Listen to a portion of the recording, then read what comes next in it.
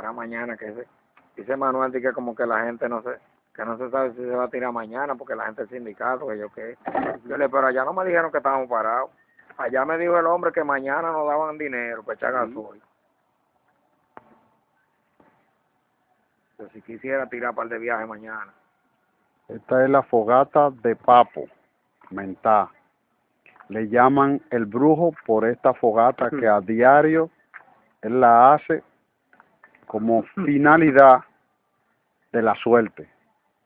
Parece que le ha dado producto, ya que todos los días él hace su fogata y se sienta al lado de ella a contemplarla, al junto de todos sus amigos y trabajadores que son compañeros de él.